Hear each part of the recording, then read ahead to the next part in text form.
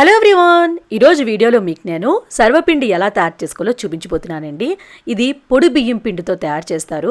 ఇది ఈవినింగ్ స్నాక్గా కూడా తీసుకోవచ్చు, మార్నింగ్ బ్రేక్ఫాస్ట్లో కూడా తీసుకోవచ్చు అనమాట.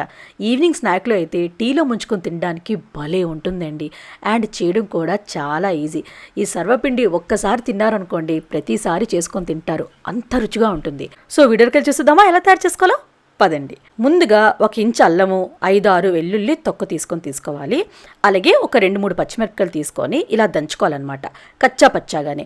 మీరు కావాలంటే మిక్సీ జార్లో కూడా వేసుకోవచ్చు, మరీ మెత్తగా పేస్ట్ లాగా మాత్రం పేస్ట్ చేసుకోకండి, కచ్చా పచ్చాగానే ఉంచుకోవాలి. తర్వాత సొరకాయని గ్రేట్ చేసుకొని తీసుకోవాలి.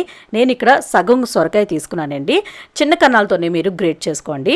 ఇందులో సొరకాయ వేసుకోవాలని ఏమీ లేదు, మీరు కావాలంటే దోసకాయ కూడా యూజ్ చేసుకోవచ్చు. సొరకాయ దోసకాయ లేకపోతే ఈ 2 స్కిప్ చేసుకోవచ్చు అనమాట. ఇప్పుడు ఉల్లిపాయ ఒక మీడియం సైజ్ది సన్నంగా పొడుగా కట్ చేసుకొని తీసుకోవాలి. మీరు కావాలంటే ఉల్లిపాయలు ఎక్కువ కూడా వేసుకోవచ్చు. తర్వాత నానబెట్టిన శనగపప్పు తీసుకోవాలి. శనగపప్పుని ఒక అరగంట పాటు నానబెట్టుకోండి. ఒక 2-3 టేబుల్ స్పూన్లు వేసుకోండి, చాలా బాగుంటుంది శనగపప్పు ఎంత వేసుకుంటే. అలాగే మనం అల్లం, వెల్లుల్లి, పచ్చిమిరపకాయలు దంచుకున్నాం కదా, అది వేసుకోవాలి. 1 టీ స్పూన్ జీలకర్ర, ఉప్పు తగినంత. నేను ఇక్కడ 1 టీ స్పూన్ వేసుకున్నాను, మీరు చెక్ చేసుకొని వేసుకోవచ్చు. అలాగే కారం అయితే నేను 1 టీ స్పూన్ వేసుకున్నాను, కారం కూడా మీ టేస్ట్ ప్రకారంగా మీరు వేసుకోండి. తర్వాత కొంచెం పసుపు, కొత్తిమీర సన్నంగా కట్ చేసుకొని తీసుకోవాలి. అలాగే కరివేపాకు కూడా సన్నంగా కట్ చేసుకొని తీసుకోవాలన్నమాట. ఇవన్నీ వేసిన తర్వాత లాస్ట్లో మీరు నువ్వులు వేసుకోండి. నువ్వులు వేసిన వల్ల చాలా రుచిగా ఉంటుంది, హెల్త్ కూడా మంచిది. ఇప్పుడు పొడి బియ్యం పిండి ఒక 2 కప్పులు వేసుకోవాలి. నేను ఇది బయట మార్కెట్లో ప్యాకెట్లో దొరుకుతుంది చూసారా, అదే యూజ్ చేశాను. మీరు ఇంట్లో ఆడించింది ఉన్నా కూడా మీరు యూజ్ చేసుకోవచ్చు. ఇప్పుడు ఒకసారి బాగా కలిపిన తర్వాతే మీరు కొంచెం నీళ్ళు పోసుకొని, మనం చపాతీకి పిండి ఎలా తడుపుకుంటామో అలానే తడుపుకోవాలన్నమాట. కొంచెం నీళ్ళు పోసుకోండి, ఒక్కసారి వాటర్ ఎక్కువ వేసుకోకండి. చూడండి, పిండి ఇలా తడుపుకోవాలన్నమాట, మెత్తగా ఉండాలి, చక్కగా కలుపుకోవాలి. ఇప్పుడు పెద్ద ముద్దలు తీసుకొని ఉండల్లాగా చుట్టుకొని రెడీగా పెట్టుకోండి. కొంచెం పెద్ద ముద్దలే తీసుకోవాలన్నమాట. మీరు చూస్తున్నారు కదా, ఇలా అనమాట.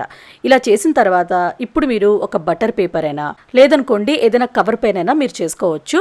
బట్ పెనం మీద డైరెక్ట్గా చేశారనుకోండి, రెండోసారి చేసినప్పుడు పెనం హీట్గా ఉంటుంది కదా, కొంచెం టైం పడుతుంది. ఇలా అయితే మీరు ఎన్నైనా ఒక్కసారి చేసేసుకోవచ్చు. ఇలా చేత్తో మీరు ప్రెస్ చేస్తూ ఒక రోటీలాగా చేసుకోవాలి. తర్వాత మీరు వీడియోలో చూస్తున్నారు కదా, ఇలా హోల్స్ చేసుకోవాలన్నమాట. ఇలా కన్నాల్లా చేసుకున్నారనుకోండి ఈవెన్గా ఫ్రై అవుతుంది అనమాట. ఇప్పుడు బటర్ పేపర్ ఇలా పెనం మీద పెట్టారనుకోండి, ఈజీగా బటర్ పేపర్ అనేది వచ్చేస్తుంది. పెనం మీడియం హీట్లో ఉండాలి. అండ్ వేసిన వెంటనే మూత పెట్టేసుకోవాలన్నమాట. మూత పెట్టుకొని ఒక 2 నిమిషాలు ఉడికించుకుంటే సరిపోతుంది మీకు.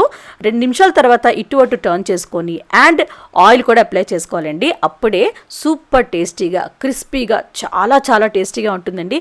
లోపల సాఫ్ట్గా ఉంటుంది, పైన క్రిస్పీగా ఉంటుంది.